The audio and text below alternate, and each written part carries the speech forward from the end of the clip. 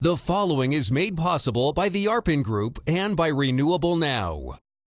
The International Society of Sustainability Professionals presents ISSP Profiles in Excellence, where leaders in sustainability share their experience so that others may learn. In this edition, we feature Will Sarni of Deloitte Consulting.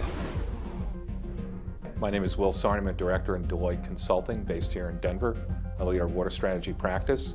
My background is about 20 years in environmental consulting, focusing on water supply projects and contaminant hydrology projects. I got hooked on sustainability in the late 90s and pretty much took it from there. So focused on sustainability strategy, water strategy in particular, so that's what I focus on right now.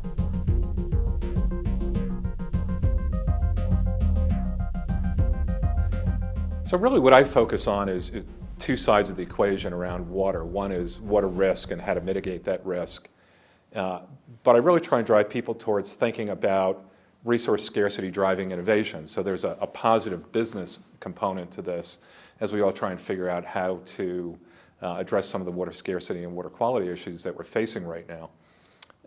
And really the message is, I speak mostly to multinational corporations, helping them understand that water is a business risk and helping them quantify that business risk as a way to develop a strategy to manage that better and support their business growth globally.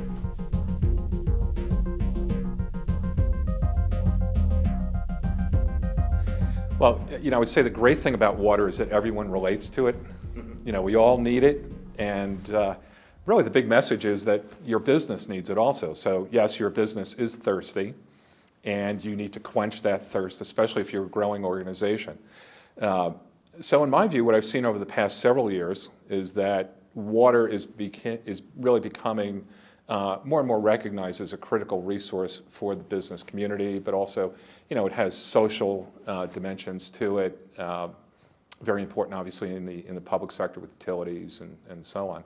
So yeah, it's really changed quite a bit over the past several years, becoming more of a top-of-mind issue with multinational corporations and certainly the public sector also.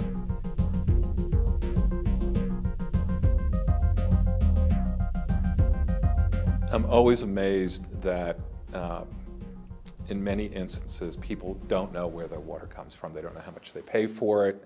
They don't know where it comes from. It's sort of like electricity. It comes out of the wall basically, and life is good.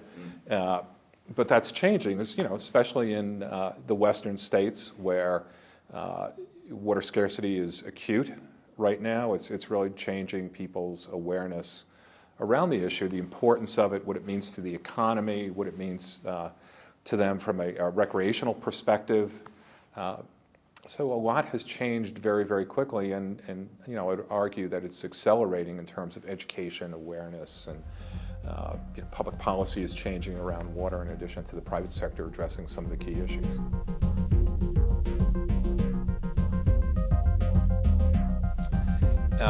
I was fortunate in that I was introduced to it again in the late 90s, and it was really a light bulb going off. It was basically, well, why haven't we done this all along?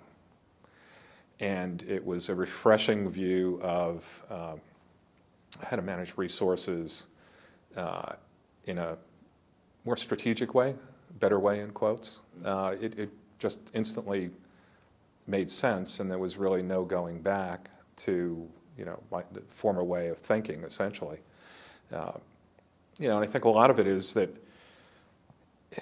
if resources are abundant, either real or perceived, then you don't typically focus on how to be more efficient, more effective with them. And focus on sustainability just made me realize that, well, resources are in fact finite, and how do we do a better job of managing them through efficiency or reuse and recycling, and the benefits that accrue to that different way of thinking.